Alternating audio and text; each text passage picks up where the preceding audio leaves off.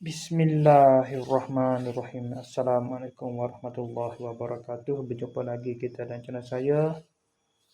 Hari ini hari Khamis 28 Mei 2026 Masihi. Sekarang ini pukul 8, tepat pukul 8 malam. Jadi sudah berubah tarikh lah daripada 11 Zulhijjah kepada 12 Zulhijjah 1447 Hijrah. Okey, seperti biasa video daily report kita untuk hari ini. Malam tadi selepas pada buat video daily report pada pukul 8 malam, pukul 7.50 dah. Tak ada tak. 7.50 ke 7.48, tak ingat dah. Buat video daily report kemarin tu.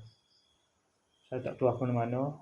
Tak ada cuaca pun agak tidak berapa baik, ada hujan itu.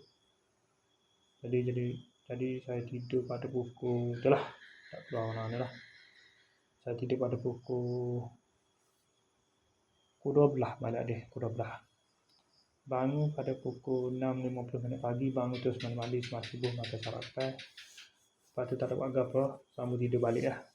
Buat jaga pula. Bangun pula pada pukul 1 tengah hari, pukul 12.30 tengah hari. Bangun mandi, lepas tu sembahyang zuhur pada pukul 3.30, sembahyang zuhur. 3.30 baru sembahyang zuhur, lepas tu sembahyang asar dari pukul 6 tadi.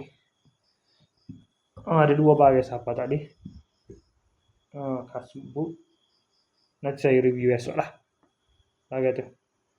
Sampai pada pukul 4.57.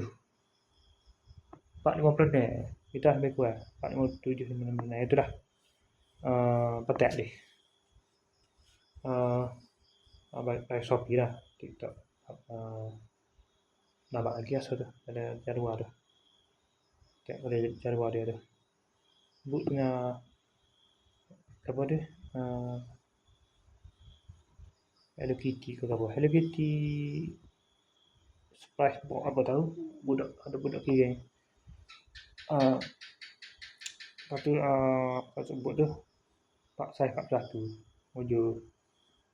Muju boleh pakai balik.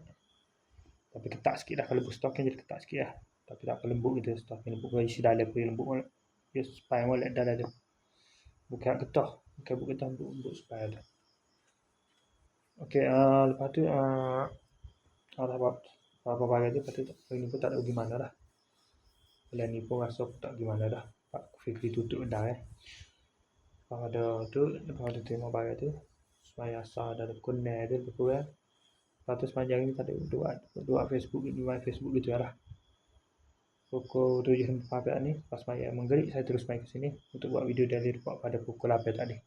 8 sekejap tadi. Okey. Pukul 8 sebentar tadi. Okey. Saya rasa sekali saja untuk sesi video daily report kita untuk hari ini. Mengatuk malam ni je pasal jadi tubuh letih sepanjang hari tak letih. Bukan kerja kabut, tapi je biasa letih. Jadi letih ngatuk macam. Hari ni aku duduk balik tidur bang gitu. Panjang hari tak ada kerja apa. Aku tak kerja kah? Jadi lemah tubuh tu. Okey, saya sekali saja untuk sesi video dari report kita untuk hari ini. Assalamualaikum, jumpa lagi. Bye.